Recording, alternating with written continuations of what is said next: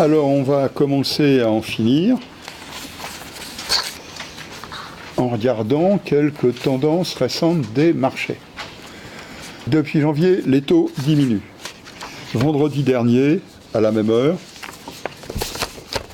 les taux continuaient à baisser, ils étaient à 1,42%. Donc à la mi-juillet, les taux sont à 1,42% pour des durées qui sont des durées qui restent à peu près au niveau que l'on a cité précédemment.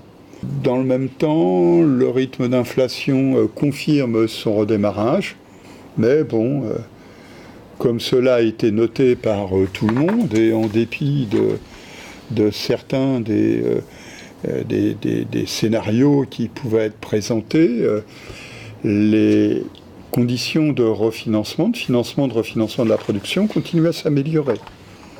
Voilà, donc là on n'a pas de transformation, de bouleversement considérable majeur.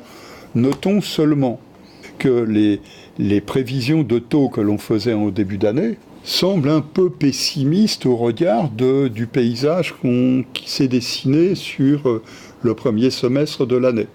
Quand on regarde aujourd'hui les scénarios qui ont été mis à jour par les établissements de crédit ou par la Banque de France, nous sommes sur un OAT à 10 ans qui se situe entre 1 et 1,2%.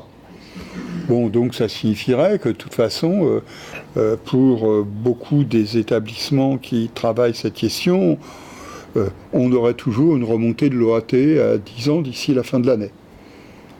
D'après ces scénarios, cette remontée se poursuivrait doucement en 2019, donc avec l'OAT à 10 ans entre 1,4 et 1,6%.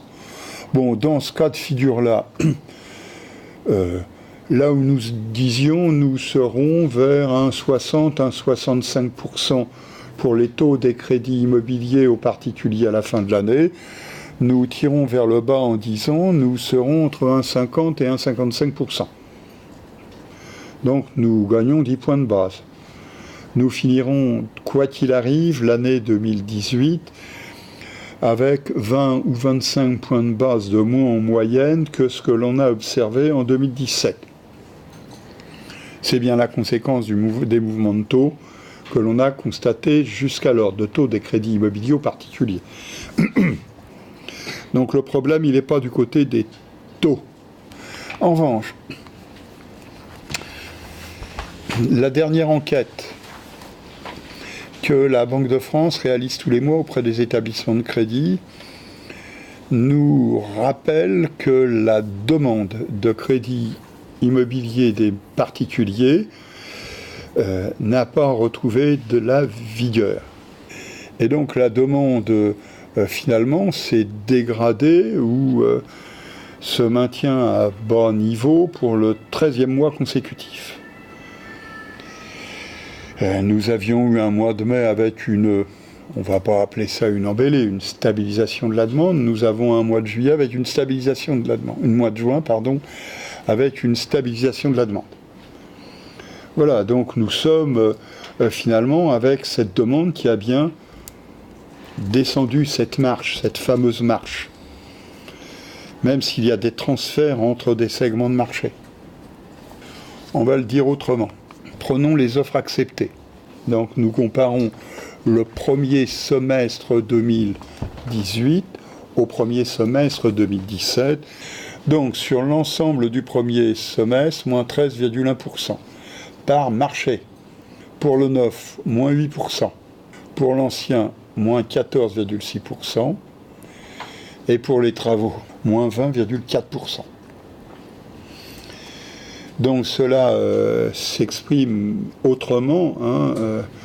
Les offres acceptées qui étaient un peu plus de 175 milliards en 2017, nous maintenons donc la prévision pour l'année 2018 à quelque chose autour de 157 milliards et demi. Voilà. Donc nous avons une marge qui est descendue, 10%. Cela signifie que les Le second semestre de l'année, cette marche étant descendue, va être un semestre de stabilisation. 2018 est écrit. Maintenant, c'est 2019. C'est pas du côté des taux que le risque se trouve. L'incertitude, elle est au niveau des conditions d'octroi des prêts. Va-t-on rester avec des conditions d'octroi qui mécaniquement supposent, pour que le marché se maintienne, une nouvelle baisse des taux d'apport personnel? Voilà une grosse question. Va-t-on rester avec des durées qui vont continuer à s'allonger? Voilà une autre question.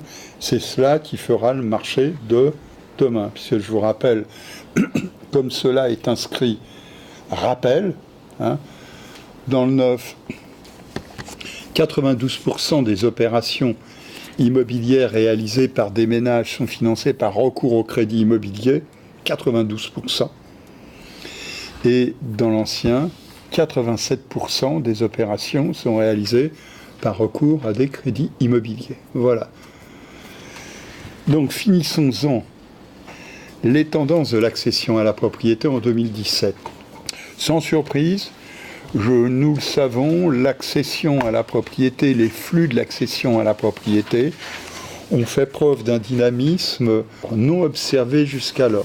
C'est l'Observatoire du logement, du financement du logement de CSA, et qui permet donc d'arriver, pour le seul marché de l'accession à la propriété, à 663 000 et quelques accessions dans l'ancien en 2017 et un peu moins de 203 000 accessions dans le neuf. Cela signifie que si on regarde l'accession dans l'ancien, elle était en progression de 9,6% en 2017.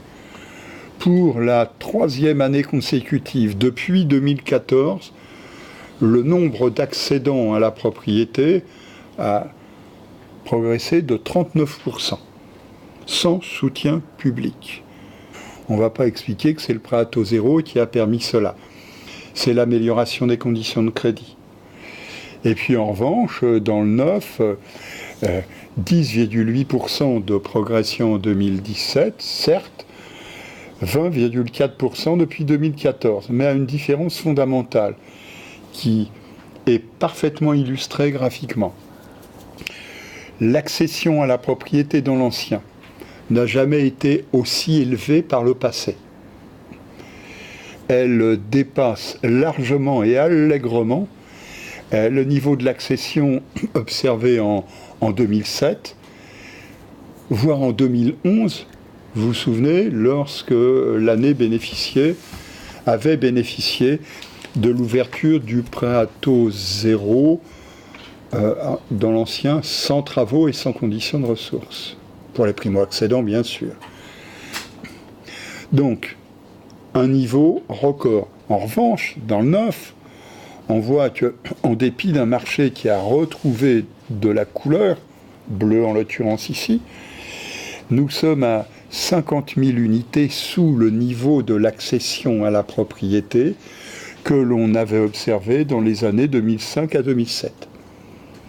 Ça explique que le niveau de la construction, même s'il a été important en 2017, ne s'est pas retrouvé au niveau que l'on pouvait connaître en 2006-2007 lorsqu'on tangentait les 500 000 logements mis en chantier.